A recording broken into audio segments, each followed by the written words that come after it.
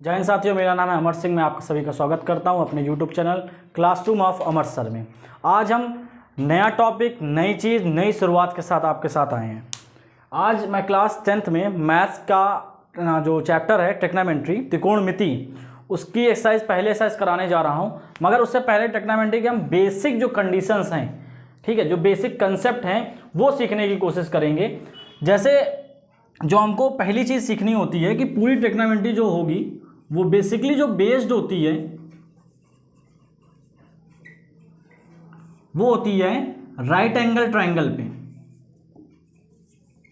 Right angle triangle पे जितनी चीज़ें बताएंगे, जिन बच्चों ने, हम कहते हैं कि जिन्होंने अभी तक भी कुछ भी नहीं पढ़ा था, ठीक है, कोई भी तैयारी नहीं की थी, उनके लिए सबसे अच्छा मौका ये है कि अब वो दोबारा से अपनी कॉपी उठाएं, नोट्स बनाना स्टार्ट करें और साथ में जो कुछ भी पढ़ाया जा रहा है वो साथ साथ में लिखते चलें, समझते चलें और बार बार ट्रिग्नोमेट्री जैसे चैप्टर को, स्टैटिक्स जैसे चैप्टर को, प्रोबेबिलिटी जैसे चैप्टर को, या फिर पॉलिनोमियल की बात करें या क्वाड्रेटिक इक्वेशन की बात करें, ये सारे टॉपिक बहुत इंपॉर्टेंट है। आपको हर बार इसमें से क्वेश्चंस मिलेंगे और हर साल मिलते हैं। सीबीएसई बोर्ड हो चाहे यूपी बोर्ड हो, ये ध्यान रखिए कि कंसेप्ट नहीं बदलता है बेटा पेपर का, सिर्फ और सिर्फ बदलेगा तो क्वेश्चन की न्यूमेरिक डिजिट जो होती है वो आपकी चेंज होती रहती है। बाकी जो क्वेश्चंस आ रहे हैं, जिस कंसेप्ट पे आ रहे हैं, वो क्वेश्चंस आते रहेंगे हर बार। तो पहली चीज, ट्रिग्नोमेट्री किस तरह के ट्रायंगल्स पे लगेगी या किस पे एप्लीकेबल होगी, वो होगा राइट एंगल ट्रायंगल आपका, ठीक है। अब राइट एंगल ट्रायंगल पे आप ट्रिग्नोमेट्री कैसे लगाएंगे, देखिए पहले तो बात ये कि राइट एंगल ट्रायंगल होता क्या है। एक ऐसा ट्रायंगल जिसमें एक एंगल 90 डिग्री का हो, ठीक है। और अब बेसिक है कि राइट एंगल ट्रायंगल में एक आपका बेस होगा, इसको हम बेस करेंगे, जिसपे 90 डिग्री का एंगल बना होता है, ठीक है। जिसपे 90 डिग्री का एंगल बना होता है या जिसमें कोई एंगल बना हो, वो एंगल वो लाइन कहलाएगी, वो लेंथ कहलाएगी आपकी बेस। और जिसपे जिस लेंथ पे बना है वो हो जाएगा परपेंडिकुलर हो जाएगा ये चीज। और अगर हम बात करें ये तिरछी वाली लाइन की, जो स्लैंट हाइट है, एक तरह से तिरछी हाइट है, ये कहलाएगी आपकी हाइपोटेनस, ठीक है, जिसको हिंदी वाले कहते हैं कर्ण। देखिए ये टॉपिक ऐसा नहीं है कि यूपी बोर्ड के लिए इंपॉर्टेंट नहीं है या आईसीएसई के लिए नहीं, जिनके में भी ये टॉपिक आ रहा है क्लास 10th में, सीबीएसई वालों के साथ यूपी बोर्ड वालों के लिए, वो ये मान के चलें कि ये इस टॉपिक से क्वेश्चन आने हैं। तो हिंदी में इसको हाइपोटेनस को कहेंगे कर्ण, बेस को कहेंगे हम आधार, और साथ में परपेंडिकुलर को हम कहेंगे लंब, ठीक है। तो जिनके पास जो कुछ भी नहीं लिखा हो वो लिख लें। और दूसरी चीज, पेपर में भी टाइम है, आई थिंक 6 मई से सीबीएसई बोर्ड के पेपर स्टार्ट हो रहे हैं, ठीक है। लंबे लंबे गैप्स में पेपर हो रहे हैं, इसका एक कतई मतलब नहीं है कि हम गैप में पढ़ेंगे। हमें पहले से अपनी तैयारी करनी है, हमें पहले से देख के चलना है कि हम कितनी चीज़ें कंप्लीट करनी है हमको, ठीक है। अब आगे देखते हैं कि कैसे लगेगा। ट्रिग्नोमेट्री में बेसिकली 3 तरह की क्वांटिटीज होती हैं। साइन, आइडेंटिटी की बात करें, साइन एक होता है, कॉस एक होता है, टैन, ठीक है। Sine, cos, tan. अब साइन, कॉस, टैन में अगर मतलब देखें तो साइन थीटा, अगर मैं साइन थीटा या अल्फा की वैल्यू यहां से निकालना चाहूं, ठीक है, तो हमने एक बचपन में पढ़ा था लाल बटे कक्का, या क्लास 10th की स्टार्टिंग में ही पढ़ लिया था, वही बचपना था आपका, लाल बटे कक्का। दैट्स मीन, इसको एक चीज और ट्रिक से बोलते हैं आप, पाकिस्तान भूखा प्यासा, हिंदुस्तान हरा भरा, PBP HHB। फिर से ध्यान रखना, लाल बटे के अवस्थी, यूपी बोर्ड वालों के लिए, ठीक है, लाल बटे के अवस्थी, और PBP पाकिस्तान भूखा प्यासा, पहले से था PBP पाकिस्तान भूखा प्यासा, हिंदुस्तान हरा भरा। टेक्निक कैसे याद रखेंगे कि जब भी साइन की बात करेंगे तो साइन मतलब P/H, that's mean perpendicular upon hypotenuse, ठीक है। और कॉस की बात करेंगे तो B/S, that's mean base upon hypotenuse. और जब भी आप टैन की बात करेंगे तो आप बोलेंगे कि परपेंडिकुलर अपॉन बेस, मतलब P/B। यहां तक कि मेरे हिसाब से किसी को दिक्कत नहीं, यूपी बोर्ड वाले अपना माध्यम चेंज करके सीखें कि लाल बटा कक्का, दैट्स मीन साइन का जो मान बनेगा वो बनेगा लंब बटा कर्ण L/K, और कॉस वाले जो होंगे, कॉस के लिए कहेंगे हम आधार बटा कर्ण, और टैन के लिए हम कहेंगे लंब बटे आधार। इतनी छोटी सी बात थी, मेरे हिसाब से सबको समझ में आ गई होगी। ये बेसिक है बिल्कुल ट्रिग्नोमेट्री का, यहीं से शुरुआत हो रही है। अभी भी नहीं पढ़ा था या कुछ नहीं आता, डर लगता है ट्रिग्नोमेट्री से, तो यहाँ से डर दूर होने वाला है। अगर आप चाहोगे तो आप यहाँ से सब कुछ क्लियर करते हुए साथ साथ चलोगे। ठीक है, इसको नोट डाउन कर लो जितना भी क्वेश्चन है, उसके बाद आगे बढ़ते हैं। ठीक है, पहले एक्सरसाइज 8.1 है इसकी, और 8.1 का पहला सवाल जो मैं कराने जा रहा हूं वो सवाल ये कहता है कि in triangle ABC right angle at B, AB is equal 24 centimetre, लिखते चलना है साथ में। ठीक है, AB दिया गया है, पहले तो ट्रायंगल ABC है, ये राइट एंगल ट्रायंगल है, at B is equal to 90 degree. ठीक है, एंगल B 90 हो जाएगा इसका, और बोला कि AB is equal to 24 centimetre और BC is equal to 7 centimetre. Determine करने के लिए दो पार्ट के क्वेश्चन दिए गए हैं इसमें, और पहला पार्ट कहता है कि sine A comma cos A की वैल्यू फाइंड करनी है, आपको दोनों की वैल्यू फाइंड करनी है, और sine C upon sorry comma cos C is equal to, इन दोनों की भी वैल्यूज हमको फाइंड आउट करनी है। ठीक है, हम लोग देखते हैं सवाल, पहला पार्ट लेके चलेंगे। पहले तो ट्रायंगल, सबसे पहला काम होता है ट्रिग्नोमेट्री क्वेश्चन में, जहां पे इस तरह के क्वेश्चंस पूछे जाएंगे, आप पहले फिगर ड्रॉ कीजिए। ठीक है, फिगर कैसे ड्रॉ होगा, एक राइट एंगल ट्रायंगल, मैंने कहा था ट्रिग्नोमेट्री पूरी राइट एंगल ट्रायंगल पे बेस्ड है। एक ट्रायंगल बनाएंगे, और उसने कह दिया कि B जो है वो 90 है बेटा, तो कोई दिक्कत की बात नहीं है। इसका मतलब ये साइक्लिक में अगर चल रहा है तो हम ABC चलेगा, कोई दिक्कत नहीं। AB की वैल्यू 24 सेंटीमीटर हमको दी गई है, और BC की वैल्यू 7 सेंटीमीटर दी गई है। अभी भी कोई दिक्कत नहीं आने वाली, फिगर बन चुका है हमारा। अब बचा हुआ काम क्या है कि साइन A की वैल्यू निकालनी है। मैंने फिर से आपको बता रहा हूं, और बताया भी था, पाकिस्तान भूखा प्यासा, हिंदुस्तान हरा भरा। ठीक है, ये टेक्निक आपको दिमाग में बैठा लेनी है। फिर से यूपी बोर्ड वाले और हिंदी मीडियम वालों, लाल बटे कक्का, के अवस्थी याद रख लो दिमाग में अपने। ये दो टेक्निक हैं आपके पास, यूपी बोर्ड वाले अपनी देखें और सीबीएसई वाले या इंग्लिश मीडियम वाले अपनी देखेंगे। Sine A that's mean P upon H perpendicular upon hypotenuse, मतलब हमें हाइपोटेनस की वैल्यू चाहिए, मतलब हमें इस तीसरी साइड की, थर्ड साइड की हमको लेंथ चाहिए। क्यों भैया, सही कह रहे हैं ना, थर्ड साइड की लेंथ चाहिए। दैट्स मीन हमको यहाँ पर पाइथागोरस की थ्योरम लगानी पड़ेगी। हम पाइथागोरस की थ्योरम पढ़ के आए हैं। पाइथागोरस की थ्योरम क्या कहती है, पाइथागोरस थ्योरम कहती है कि h square is equal to b square plus p square. That's mean क्या कहती है पाइथागोरस की थ्योरम, कि हाइपोटेनस का square is equal to base का स्क्वायर प्लस परपेंडिकुलर का होल स्क्वायर। वैल्यू पुट कर देंगे बेटा, b की वैल्यू 24 दी गई है और p की वैल्यू 7 दी गई है हमको, हमने वैल्यू पुट कर दी। ठीक है, अच्छा इस इक्वेशन को आप 1 बना लेना, अच्छा लगेगा, एग्जामिनर को कॉपी चेक करेंगे। 24 का स्क्वायर 576, 576 याद कर लो, और 7 का स्क्वायर 49। कोई दिक्कत नहीं होनी चाहिए मेरे हिसाब से। अभी तक दोनों को जोड़ेंगे 625 आ रहा है। ठीक है भैया, आ रहा है कि नहीं आ रहा है, देखो यहां तक काम चल रहा है सब कुछ बढ़िया से। अगले स्टेप पे जैसे ही गए तो h is equal to under root लग गया 625 आ गया, और 25 का स्क्वायर तो 625, दैट्स मीन 625 जब बाहर आएगा, 625 जब बाहर आएगा तो ये 25 बाहर आ जाएगा, तो 25 सेंटीमीटर। ये किसकी वैल्यू मालूम चली, ये मालूम चली हमको वैल्यू h की। अब जैसा ही h मालूम चला तो पहला काम करना बेटा, यहाँ पे फिल कर देना। ठीक है, यहाँ पे फिल कर देना। अब पूछो, अब यहाँ पे मेन चीज क्या थी, साइन ए पूछा गया, मतलब ये वाला एंगल, कोई दिक्कत, ये वाला एंगल। ठीक है ना। अब ये एंगल पे देखना है तो इस एंगल के सामने हुआ ये परपेंडिकुलर, ये हुआ बेस और ये हुआ इसका हाइपोटेनस। तो हमें वैल्यू सारी पुट करनी है इक्वेशन 1 में, तो हम यहाँ लिख देते हैं, यहाँ जगह है अपने पास कि sine A is equal to P upon H, फिर से लिख लेते हैं दोबारा, इज इक्वल टू पी दिया गया है 7 सेंटीमीटर, एच दिया गया है 25 centimetre, 7/25। This is the answer. कोई दिक्कत पांडे जी, कोई दिक्कत है क्या? नहीं है ना? और कॉस ए, हाँ कॉस ए निकालना, ठीक है, पहले क्वेश्चन अभी चल रहा है।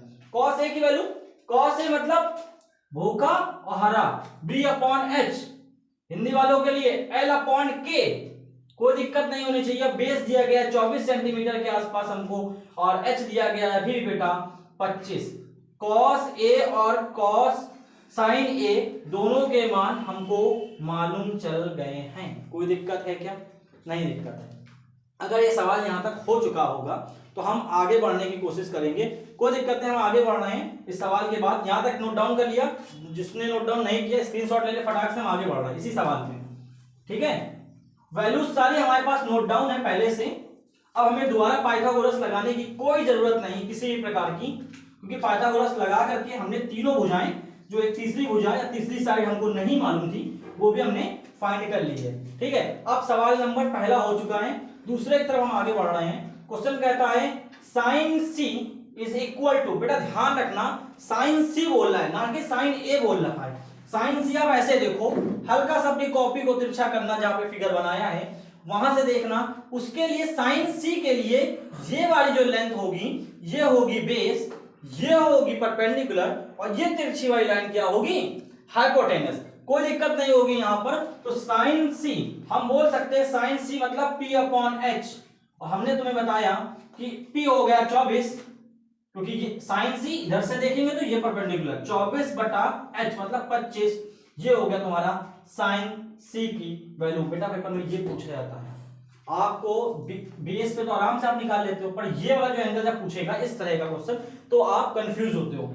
अब इसके बाद इसी में दूसरा क्वेश्चन पूछा आपसे कॉस सी, कोई दिक्कत नहीं है, कॉस सी के लिए भी वही है। इसको देखो, इधर से देखने पीछे सामने जो पड़ेगा, देखो जो भी एंगल तुमसे बोला जा रहा है उस एंगल के जस्ट सामने वाली जो साइड होगी वो परपेंडिकुलर कहलाएगी, और जिस पे बना होगा वो बेस रहेगा और बाकी बचा हुआ हाइपोटेनस। तो cos c that's mean b upon h, b upon h, b upon h, that's mean b upon h is equal to 7/25। ये cos c का भी मान हमने यहीं से फाइंड आउट कर लिया है। इस क्वेश्चन को सॉल्व करो, ये दोनों क्वेश्चन हो गया, हमारा पहला क्वेश्चन कंप्लीट हो गया। हम आगे बढ़ेंगे, जल्दी से नोट डाउन कर लें सब लोग।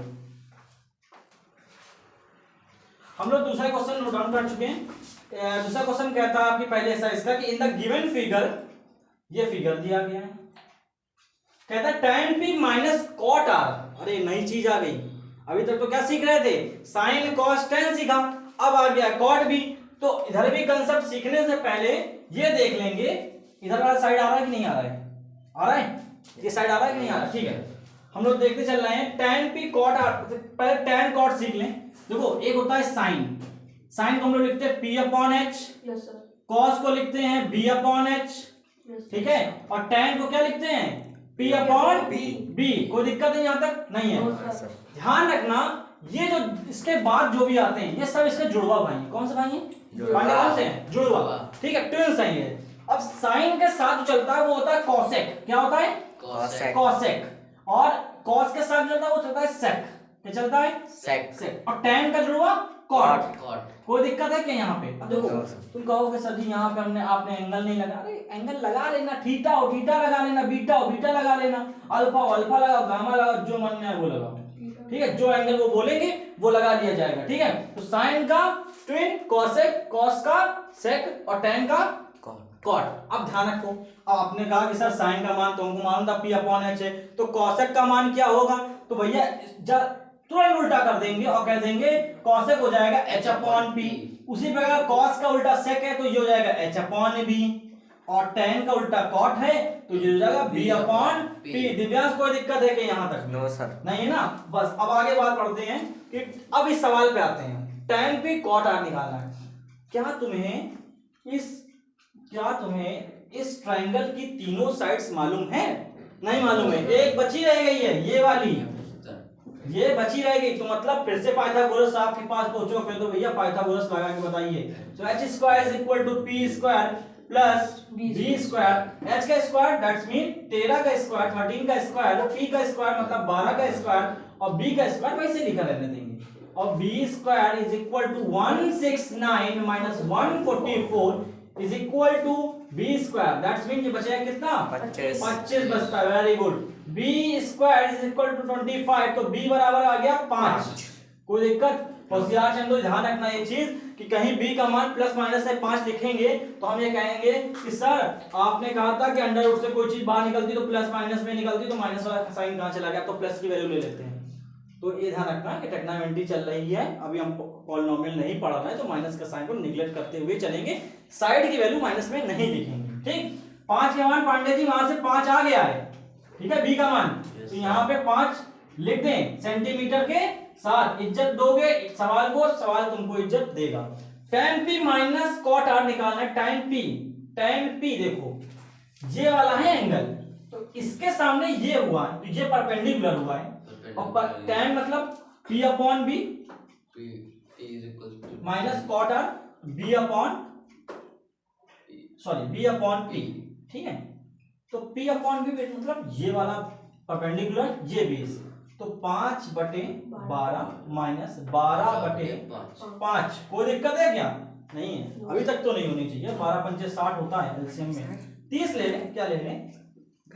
गलत लिख दिया क्या? कुछ गलत हो गया है, बताएं भैया क्या गलत हुआ है? p अपॉन b कर रहे हैं, तो एंगल सॉरी cot r निकालना था। वेरी गुड दिव्यांश, सही चीज बताई मुझे, थैंक यू। हाँ बहुत बढ़िया, सही चीज है। पूरा मान लिख लेते हैं जल्दी जल्दी में। गलत पांडे ध्यान रखो, tan p मतलब ये होगा बेटा, तो 5/12 पूरा मान लिख देता हूं, माइनस cot r की बात कर रहे हैं, तो ये वाला एंगल लिया जाएगा, तो इसके लिए cot के लिए ये हो जाएगा परपेंडिकुलर, ये हो जाएगा बेस, और ये हो जाएगा हाइपोटेनस। तो इस cot r की वैल्यू क्या होती है? cot की value b upon p, that's mean ये हो जाएगा 5, और ये बटे में कितना चला जाएगा इसके p, दैट्स मीन 12। अरे सब कुछ कट गया, पांडे काट दें, क्या बचेगा? 0 बचेगा कि 1 बचेगा? 1। अरे 0 बचता है, 4 में 4 गया, 0 बचेगा भैया। तो 5/12 से 5/12 गया तो 0 बचेगा, 1 कहां से बचेगा? भाग देने के केसेस में ऐसा रहता है, ठीक है। ये कंसेप्ट भी थोड़ा सा था साइन कॉस के साथ, और ये tan cot के साथ था। ये पाइथागोरस भी सीखे हम साथ में इसमें, इसी क्वेश्चन में। जल्दी से नोट डाउन कर लो इस सवाल को, ठीक है। तीसरा क्वेश्चन कहता है कि साइन a का मान अगर 3/4 हो तो cos a और tan a का मान हमें निकालना है। सिंपल सी बात है, कोई दिक्कत नहीं है। इस सवाल में भी हम पहले फिर से कहेंगे, ट्रिग्नोमेट्री के सवालों में फिगर जहां बन सकता है वहां पे हम फिगर बना लेंगे, ठीक है। a की वैल्यू करें तो a यहां सेट करो बेटा, b यहां सेट करो, c यहां सेट करो, तुम्हारी मर्जी चल रही है। साइन a की बात करता है, तो साइन a के लिए ये होता है बेटा p अपॉन h, ये मान दिया गया है ना दिव्यांश? p अपॉन h का मान दिया गया है, तो p हो गया 3 और h हो गया 4, ठीक है। अब एक वैल्यू बची हुई पांडे जी, यहाँ वाली, ठीक है, यहाँ वाली वैल्यू हमारे पास बची है। तो पहला काम क्या है? पाइथागोरस लगा के इस वैल्यू की वैल्यू फाइंड कर लेंगे, जगह की वैल्यू फाइंड कर लेंगे। तो भैया क्या कहेगा? h square is equal to b square plus p square, ठीक है, अकॉर्डिंग टू पाइथागोरस। तुम लोग लिख लेना अच्छे से, ठीक है, अपनी अपनी कॉपियों में। b का मान क्या है? नहीं दिया गया है, तो निकालना है हमको। p का मान 3 है, 4। कोई दिक्कत है क्या यहाँ तक में? तो b का स्क्वायर इज इक्वल टू हो जाएगा 16 माइनस 9। कुछ गड़बड़ तो नहीं चल रहा है सवाल? यस सही है, सही चल रहा है। अंडर रूट में वैल्यू निकलनी है इसकी, ठीक है। तो 16 में से 9 का कितना बचता है? 7। अंडर रूट चढ़ा देते हैं एक, ठीक है। यहाँ तक की वैल्यू आ गया। cos a का मान निकालना, यहाँ इसको मिटा देंगे, तो तुम्हारे पास तो मिटाने की सुविधा होगी नहीं, है ना, तो तुम उस जगह बॉक्स ऐसे बना के छोड़ा करना, ठीक है। अंडर रूट में साथ तुम तो कहोगे सर जी आपने तो मिटा लिया तुरंत, हम कैसे मिटा रहे? हमारी कॉपी में तो है नहीं कोई ऐसी सुविधा। तो cos a का मान निकालना है। cos a मतलब b upon h, base upon hypotenuse, या आधार बटा कर्ण। आधार दिया गया है रूट का 7 और हाइपोटेनस दिया गया है 4। cos a is equal to root 7/4। tan a का मान और निकालना है हमको, तो tan A is equal to P upon B, अभी तक होता था, अभी भी आगे भी यही होगा। P का मान कितना है 3 है, 20 का मान ये हो जाएगा 60। ये सारे मान आपके निकल आए। जल्दी से नोट डाउन करो, आगे बढ़ेंगे। सवाल नंबर चौथा कहता है कि if 15 cot A is equal to 8, तो साइन A और sec A की वैल्यूज हमको फाइंड करनी है। ठीक है, ये वैल्यूज फाइंड करने के बॉक्स बना के छोड़ दे, इसमें आंसर मालूम चल जाए आपको बाद में। पहला काम वही करेंगे कि एक ट्रायंगल को बनाएंगे, और ट्रायंगल बनाने के बाद 15 cot A, देखो थोड़ा सा, 15 cot A is equal to 8 दिया गया, तो cot A का जो मान निकला है वो 8 अपॉन 15 निकला है। और cot का मान क्या होता है, B अपॉन P होता है। कोई दिक्कत है क्या? No sir. दिव्यांश कोई दिक्कत नहीं ना? B अपॉन P मतलब A यहाँ सेट कर दे रहे हैं। सबसे अच्छी पोजीशन ये होती है A के लिए। A यहाँ सेट किया तो बेस हो गया इसका 8 और परपेंडिकुलर हो गया इसका 15। मतलब क्या बचा रह गया पांडे जी? अभी हमें पास हाइपोटेनस बचा रह गया यहाँ वाला। तो हम फिर से पाइथागोरस के पास जाएंगे और कहेंगे निकाल दो, तो h square is equal to b square plus p square, तो 25 का स्क्वायर 225, थोड़ा फास्ट किया है, 64 ऐड किया मैंने, 289 क्या हो जाएगा, 17 का है। यस सर, वेरी गुड, ये 17 का है। और सेंटीमीटर में आंसर आना है तो सेंटीमीटर यहाँ पे फिट कर लो। सेंटीमीटर नहीं आना, यूनिट्स में है बेटा, कोई दिक्कत नहीं है, सेंटीमीटर हटा दो। ठीक है, 17 आ गई, h की वैल्यू हमारे पास। अब क्या बचा रह गया, अब sin a और cos a की वैल्यू मालूम चल गई। h इसलिए आपने किया तो sin a that's mean p upon h that's mean 15 upon 17। क्यों लो सही है, 15 अपॉन 17। sec a की वैल्यू फाइंड आउट करनी है, that's mean h upon b। h दिया गया है 17 और b दिया गया है 8, तो 17 अपॉन 8 ये हमारे दोनों आंसर हो जाएंगे। किसी को कोई दिक्कत है क्या यहाँ तक? No sir. अगर नहीं है तो आगे बढ़ेंगे हम लोग। ठीक है, पांचवा सवाल कहता है कि sec theta is equal to 13 upon 12। फिर से वही बात आ रही बेटा कि हम एक ट्रायंगल का निर्माण कर लेंगे, पहले एक ट्रायंगल को फॉर्म कर लेंगे और फिगर बनाएंगे और देखेंगे थीटा यहाँ पे प्लेस कर लेना पांडे जी, कोई दिक्कत? No sir. अब इस ट्रायंगल की का नाम नहीं दिया गया, नाम देना नहीं है, तो अपन कर लेंगे, क्या करेंगे, ए बी सी। हमने बाय डिफॉल्ट मान लिया कि बी पे 90 बनी रहा होगा, टेक्नोमेट्री लगनी ही राइट एंगल ट्रायंगल पे।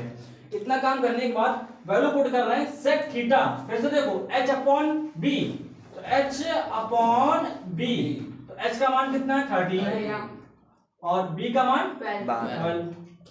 कोई दिक्कत है कि यहाँ पर? No sir. ये वैल्यू निकालनी पड़ेगी हमको। पाइथागोरस के पास पहुंचेंगे और पाइथागोरस कहेंगे कि h square is equal to होता है b square plus p square, तो b का स्क्वायर 114 मतलब सॉरी 12 का स्क्वायर हो जाएगा 144।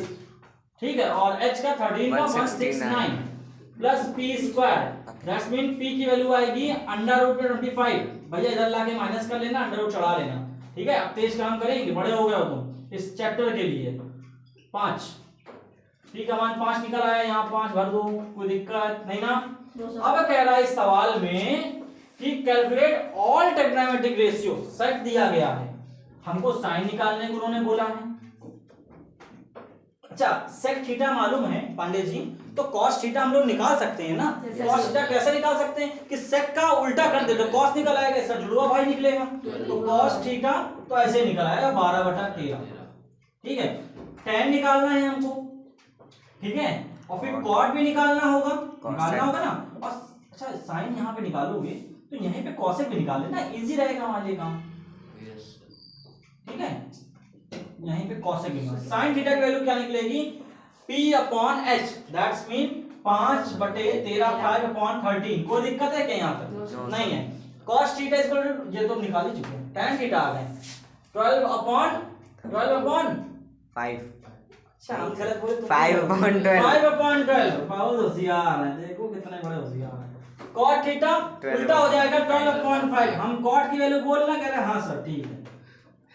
मच्छका स्थान में, अच्छा एक बच गया, देखो कहाँ बच के जा रहा हो, ये हो जाए 13/5। पांडे जी बहुत सही जवाब आप दे रहे हैं, ऐसे देते रहिएगा। सवाल जल्दी से नोट डाउन कर लेंगे हम लोग, फिर आगे बढ़ जाएंगे। क्वेश्चन नंबर 6 नहीं है, 6 इसलिए नहीं है क्योंकि 6 आपको नेक्स्ट वीडियो मिलेगा। ठीक है, इस एक्सरसाइज में सवाल हैं वो 11 तक हैं, इसमें 7 नंबर तक आज हम बता देंगे। इसके बाद 8, 9, 10, 11 छठा नंबर क्वेश्चन, ये पेंडिंग कल की वीडियोस में आपको मिलेंगे। और साथ में इस सवाल के बारे में अगर बात करें तो ये मेरे हिसाब से इम्पोर्टेंट है, अच्छा सवाल है। ऐसे क्वेश्चन बोर्ड्स वाले बहुत पूछते हैं, ठीक है। अगर इस पूरे एक्सरसाइज में अगर कोई सवाल थोड़ा सा घुमा रहा है आपको तो वो सवाल यही है, ठीक है। कॉट थीटा की वैल्यू दी गई है तो पांडे जी हम बोल सकते हैं कि कॉट थीटा बराबर होता है b/p, ठीक है। तो हम पहला काम क्या करेंगे, एक चीज नहीं, पहले तो हम ट्रायंगल बनाएंगे, ठीक है। अच्छा, उसके बनाने से पहले एक काम और कर सकते हैं। इस सवाल में क्वेश्चन नंबर दूसरा जरा देखो स्मार्ट टेक्निक के साथ। कॉट स्क्वायर थीटा की वैल्यू फाइंड करने को बोल रहा है। कॉट थीटा दिया गया है तो उसका स्क्वायर ही तो करना है। तो यहाँ बोल सकते हो ना 7/8 का आप होल स्क्वायर कर दीजिए, 49/64। ये तो हमारे दूसरे क्वेश्चन का आंसर हो गया। पहले वाले जो बड़ा सा लिखा वो डरावना सा, इसको देखते हैं, ठीक है। अब बना लो क्या, फिगर डायग्राम वाले बना लें। और इस फिगर के लिए हम कह देंगे कि यहाँ पे थीटा होगा मेरा और ABC बन गया।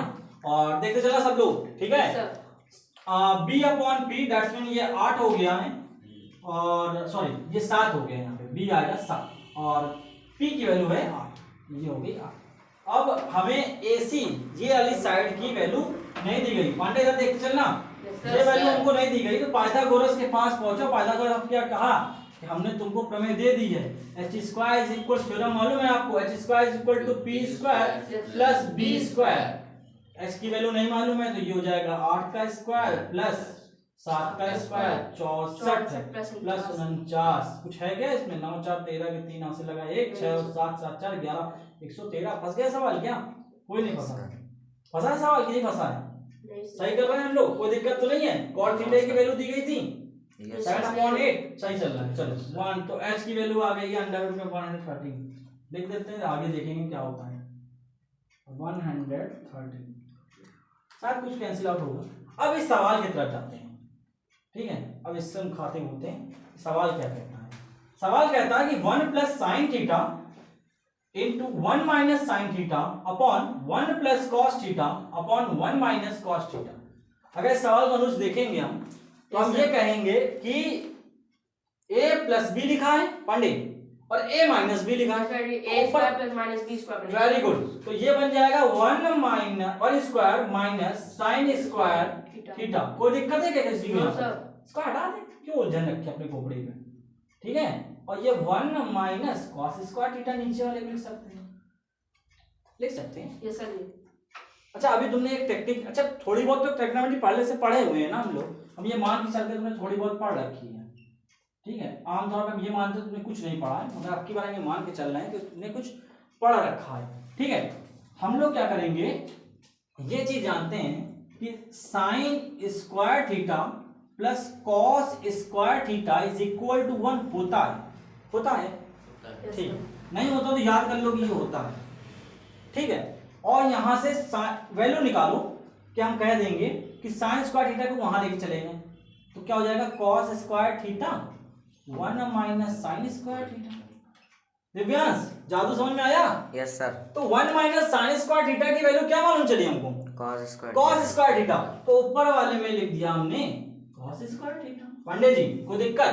अच्छा, एक बार और लगाएंगे इसी वाले में, cos को अब उधर लेके जाओ तो 1 - cos² थीटा, उसकी जगह क्या आ जाएगा sin² थीटा। देखो कितना अच्छा सवाल है, कितना मासूम है ये, कि ये अपने आप तुमको आंसर दे रहा हो, कह रहा है कि बन गया cot² theta cos upon sin।